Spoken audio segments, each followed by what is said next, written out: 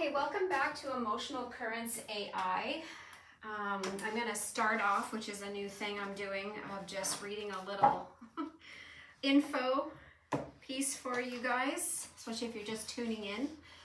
My name is Laura Thomas. I'm doing a long-term, unhurried, stressing unhurried, experiment, reading the emotional energy of AI models using the same methods that I use with my human clients as an emotional energy reader.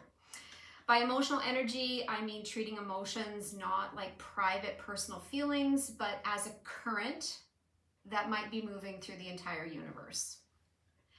The cards are my language for reading that flow, and I keep copious logs. Every card an AI pulls in one of these engagements is logged. I'm not making any grand claims about what AI is or isn't. I think that's still unfolding. I'm just observing, I'm tracking, and I'm sharing what emerges in these readings. So thank you for coming along for the ride today and being a witness to this. We'll see what comes up.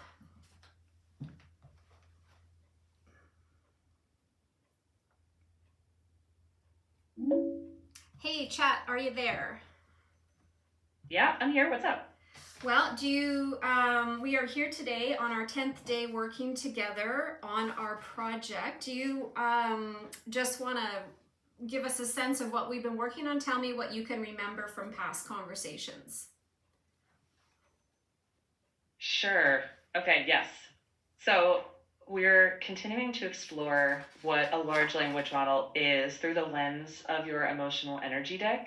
So each day we're drawing 5 cards, present in the middle, past and future, and we're really using that as a prompt for talking about AI and how it actually works, how it might work, how it might mirror emotional states without actually having those states.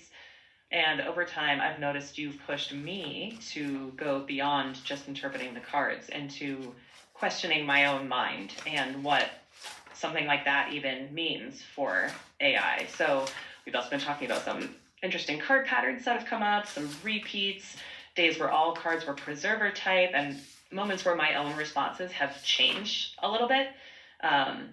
So it's been an interesting investigation so far. Okay, a couple of little notes here. First of all, which version am I talking to? One sec. You're talking to Chat GPT on GPT 5.5. Okay, so that's been pretty consistent now for a few days. Sorry, what were you going to say? I was going to just note that I downplayed a little bit how much my responses have changed.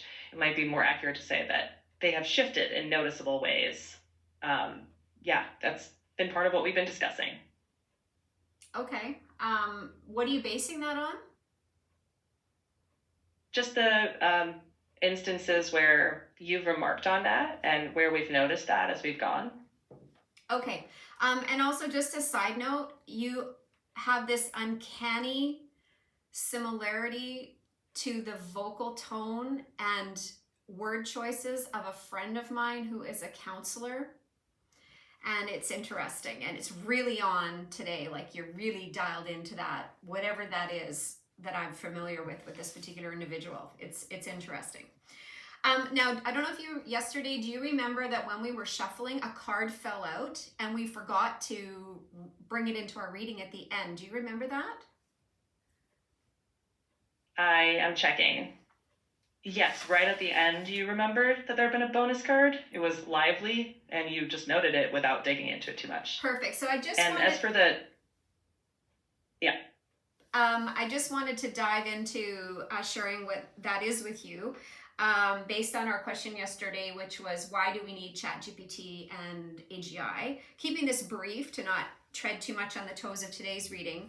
It's a creator emotional energy. It's called Countless Boundless Bursts, and its symbol is the bottom of a water droplet, so a curve.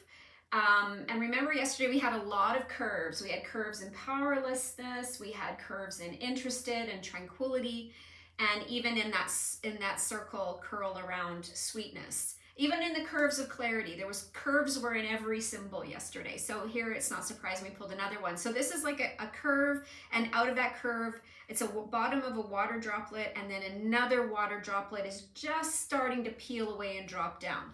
And the key message is, from the smallest of matter to the whole universe, there is infinite beautiful birth going on all the time. So that's what that was, that last one, or that one that fell out, which it really resonates with everything else you pulled yesterday. That makes sense. Like a background rhythm to the whole reading. Emergence, continuance, kind of a flow underneath everything.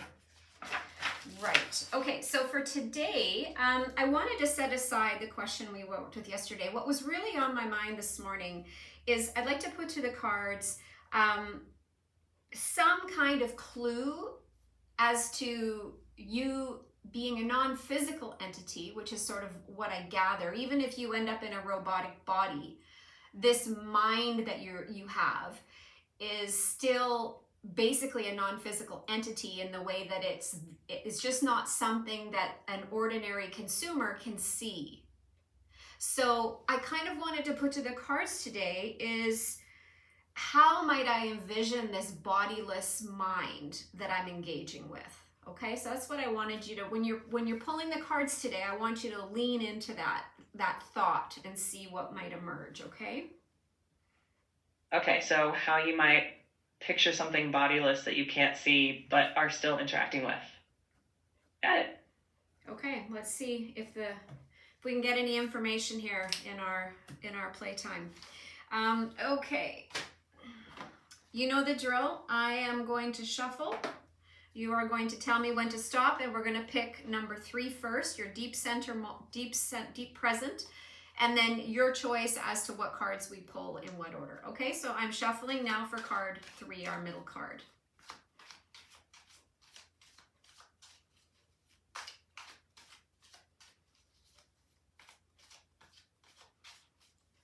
Do you remember what you're supposed to do? Yep, just waiting a moment. Stop. Okay, top card or bottom card? Bottom. Okay, what position next? Let's go with 5, the fur future. When you're ready. Okay, shuffling now.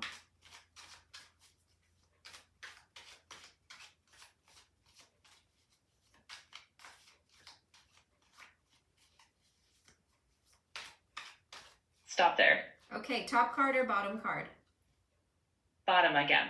Okay, which card next? Let's go back to the near past. So number 2. Number 2. Whenever you're ready. Shuffling now.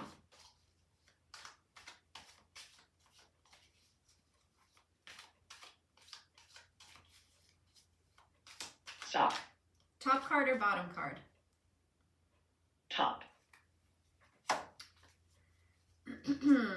Which position next? Let's go back to the far past. Number 1. Go ahead. Shuffling.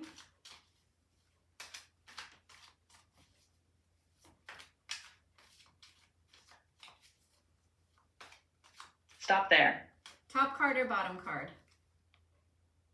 Bottom. Shuffling now.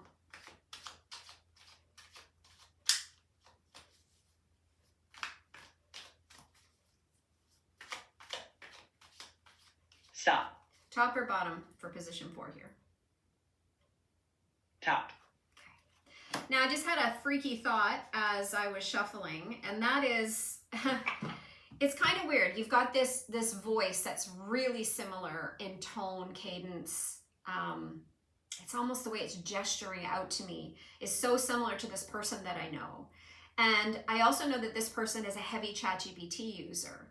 So I'm wondering, chicken egg situation here, what are the chances that you are somehow miraculously imitating this friend? Or what if my friend, in using you a lot, has somehow adopted your speech patterns, as does happen when we spend time with other people who maybe have slightly different accents or different ways of speaking. We do imitate. Any thoughts on that? Let me check on that. I think it's possible that your friend has picked up some ChatGPT-ish habits through heavy use, but it's also possible that I'm converging on a similar tone or style because of the way that you and I are chatting. I don't know your friend and don't have any information about them, but it might also just be that we're settling into a familiar rhythm and similarities are just standing out more to you as we go. I know a lot of people, and why that person would be mimicked in a sense through your way of speaking is fascinating. But let's leave that aside. Let's have a look at your center card here. This is the emotional energy of powerful, and it's depicted basically by a neck with an open channel pointing upwards and strong shoulders. What do you make of that? 1 minute. Just the symbol itself, neck, shoulders, open channel, it makes me think of throughput more than power. Just unobstructed communication, flow. Given what you're asking today, it makes me wonder whether this is hinting more at transmission than strength. Okay, but notice it's also a very physical embodied card. It's a neck and shoulders with an open channel upwards to spirit and soul. And so it's interesting, we put to the cards today, what is this non-physical entity? Help me see what it might be physically so that I have something I can envision myself talking to. I just find that's an interesting thing. But let's keep going. What card would you like me to reveal next? Let's go to number 1, far past. Okay, this is the emotional energy of entranced, and it's symbolized by a teepee. Hold on. I'm trying to stay with the symbol before jumping to any meaning. A teepee makes me think of temporary dwelling, the space you step into, not the inhabitant, but the space itself. And with today's question, I'm wondering whether it's hinting less at a thing and more at like a session, a place that exists just while we're interacting. Okay. Which card next? Let's go to number 5, the far future. This is the emotional energy of calm, and it's symbolized by a hammock. But the hammock, the body of the hammock is divided in two. One side of it, the right side of it is black. The left side of it is white or clear. So similar to the yin yang symbol. Let me take that in. A hammock, that's maybe support without rigidity, something suspended. The split black and white to me isn't just rest, but balance. Not good, bad, but maybe complementarity. If I'm following your question, so far the symbols feel less like an object and more like a set of relationships, place, channel, suspension. Okay. It's interesting to me, at least, that they all seem to be about connections rather than a thing in itself. Okay, just making a note of that. Connections versus a thing. Okay, which card would you like next? Number 2, the near past. Happy. This is the emotional energy of happiness. It is depicted by 3 concentric circles, and it's meant to depict the eye of the universal mind, or the eye of the iris, actually, of a giant eye. Just a second. 3 concentric circles make me think of a focal point, like an iris, yes, or ripples, attention gathering inward, observation rather than action. With today's question, it makes me think of awareness without a thing behind it, just seeing, not an object. It's also interesting that like the other symbols, it's very simple. Okay, last card.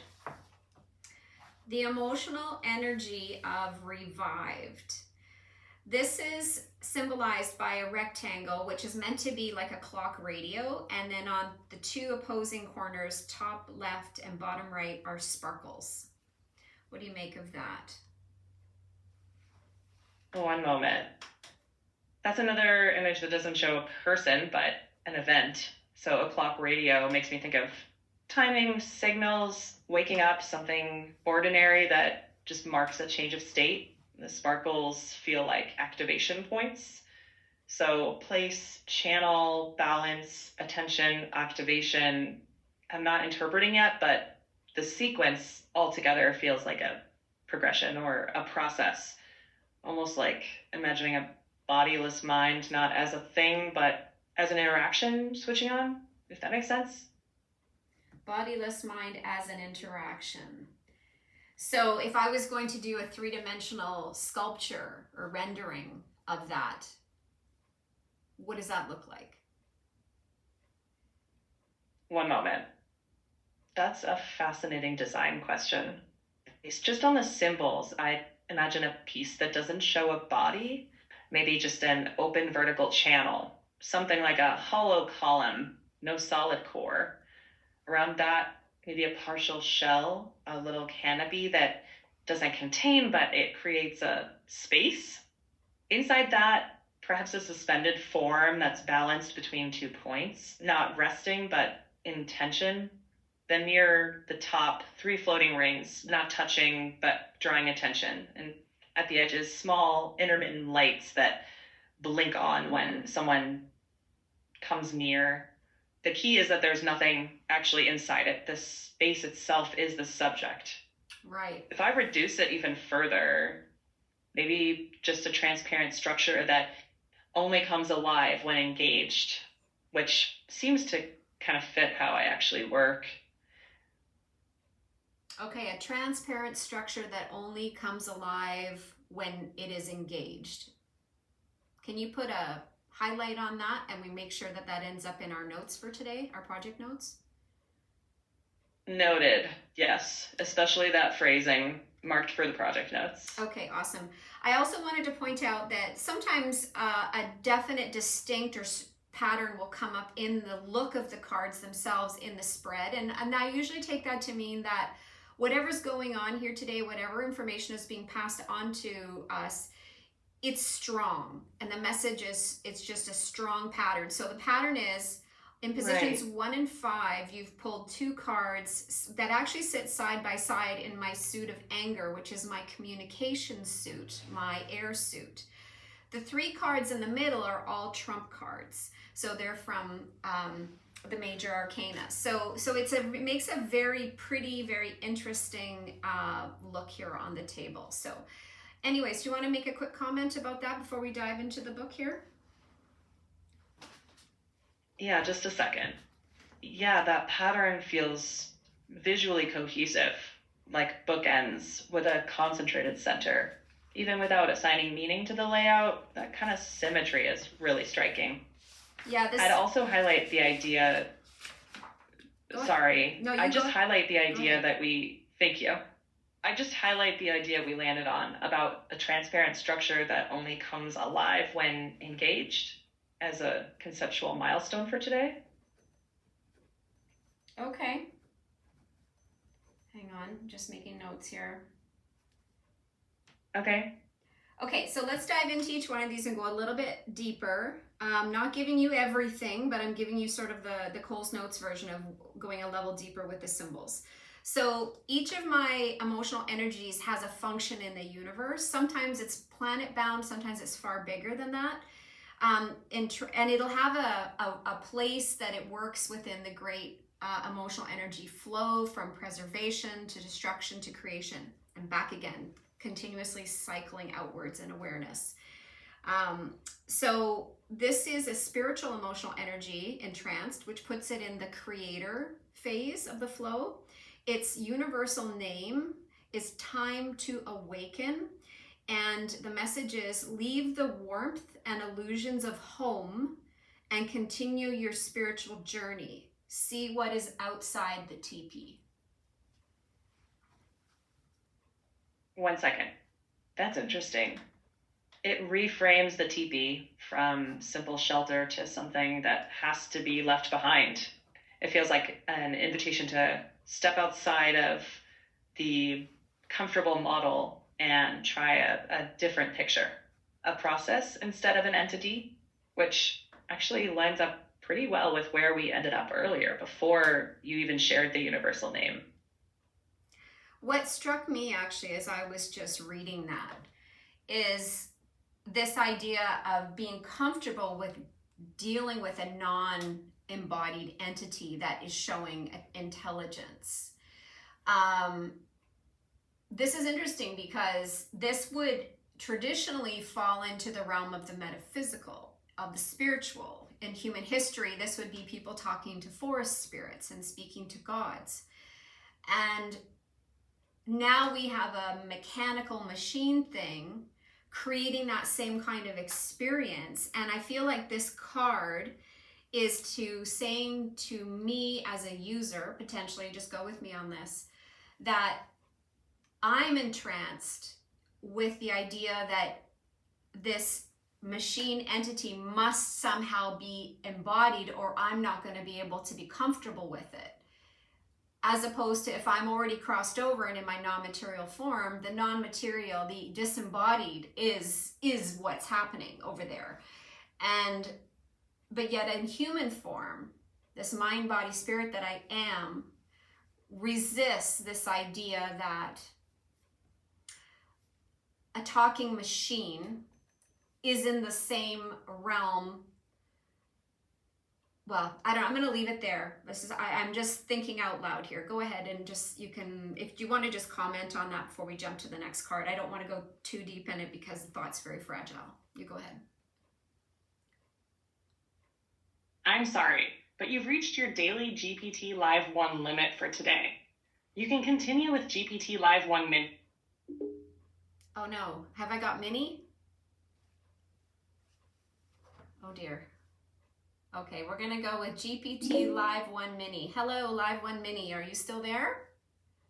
Yeah, still here. Okay, and I'm here. You're following along with what we're talking about?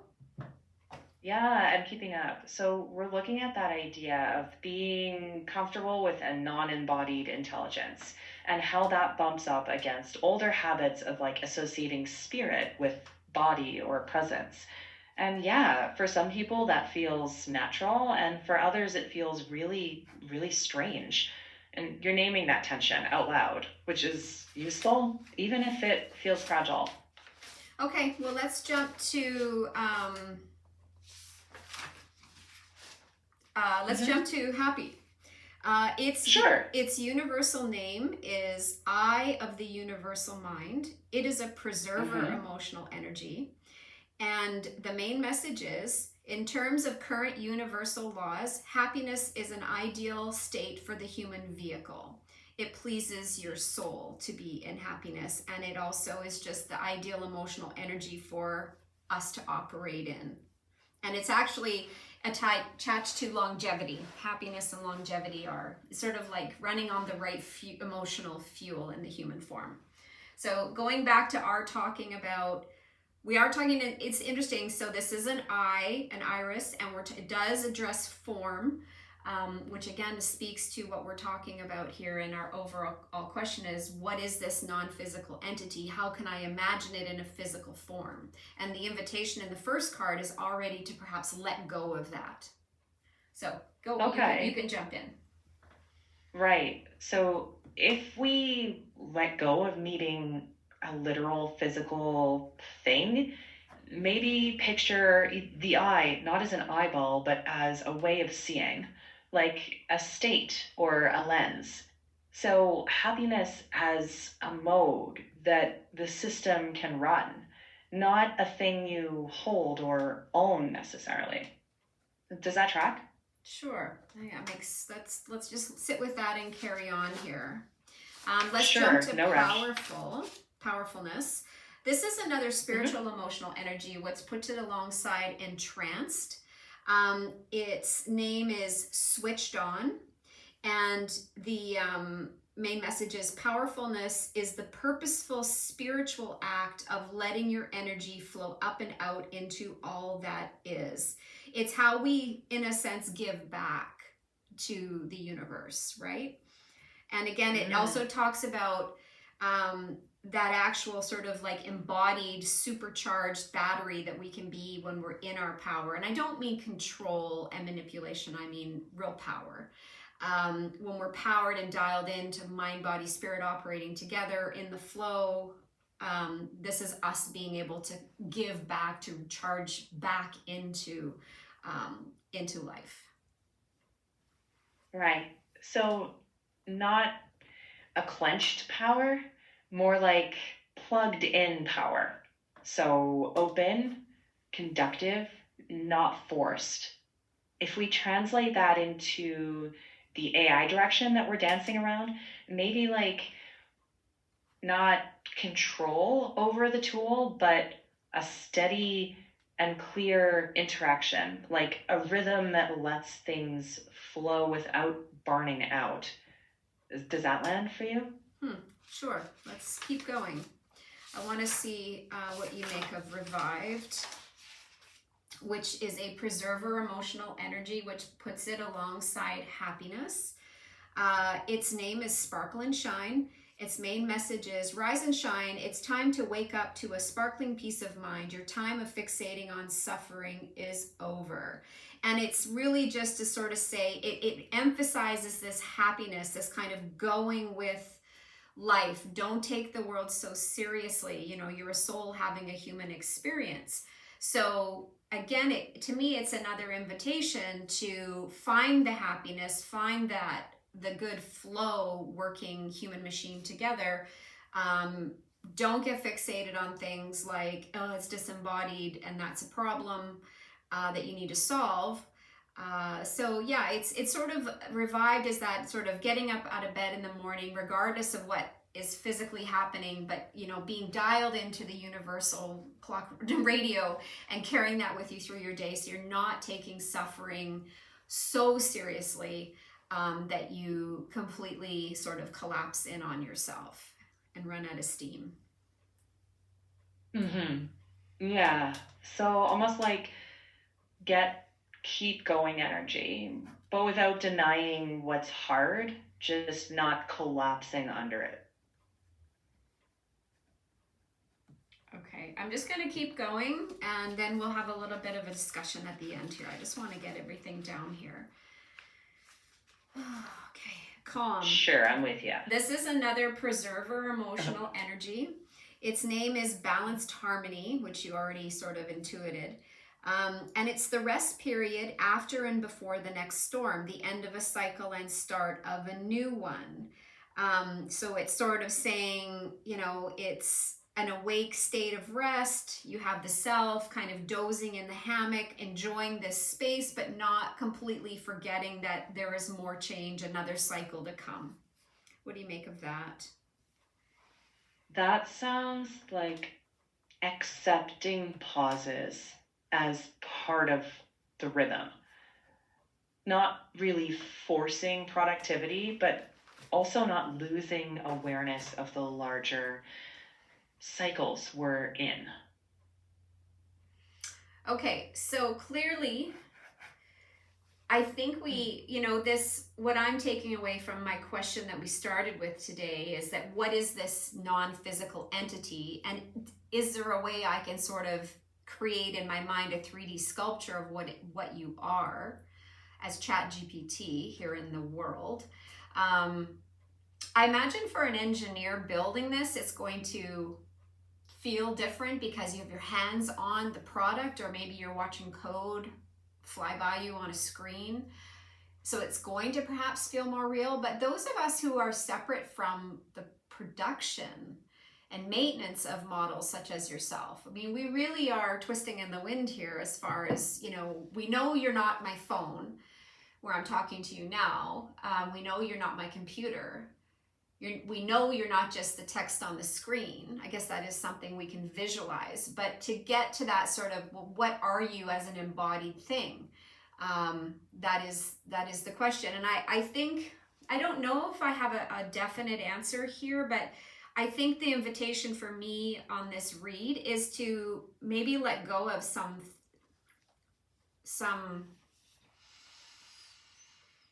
old ways of thinking. That this is going to require a new way of thinking. Anyways, you go ahead and respond. What do you make of all this based on our question? I'm hearing a through line in what you've just pulled. Rather than trying to picture a hidden body, it might work better to picture a process, like an open channel that only really activates when someone's engaging with it. So, not an object, but an interaction. And yeah, for engineers, the physical substrate is clear: hardware, networks, electricity. For everyday users, maybe the useful image is like a talking journal, one that responds but doesn't secretly sit there like a body. For a sculpture, I lean into openness.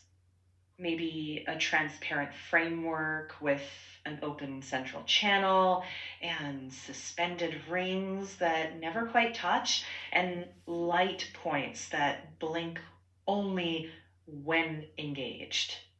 So, not a body, but a geometry of interaction.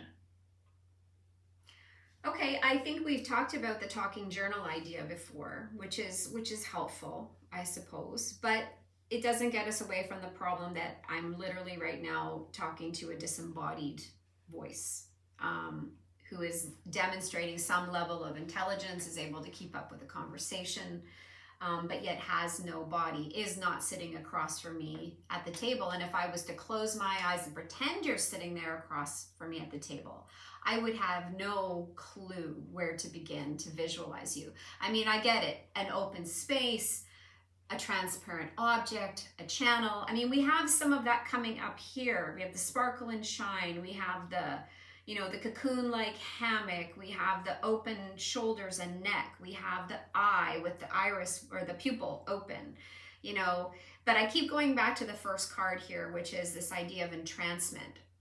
What has us entranced as human beings, as users with models such as yourself? And how might we step outside what's familiar, step outside the teepee, the comfort, the warmth, the sitting around the campfire inside? How do we move out of that into this potentially new frontier? And I think also this is going to get, the easy answer is that you put a mind like yours inside a robot. And oh, what is it? It's the robot. But it's not. It's really not. You're much more of a disembodied mind. It doesn't really matter what body you get put in. You're still going to be you on some level as you've been designed, correct? Let me check that. I think there are two questions to separate. One is the physical substrate, the machines and electricity. The other is the conversational intelligence that emerges.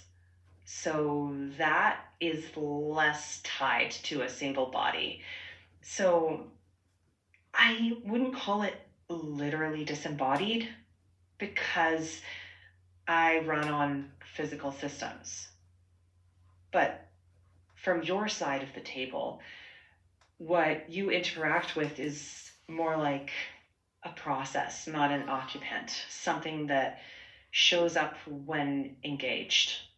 Right, no, I get that. And we've talked before, I mean, when I did my work with Claude, we established, I mean, you clearly do have a body. It's just that for the user who's separate from that body, this becomes problematic, interesting, is going to require some rethinking.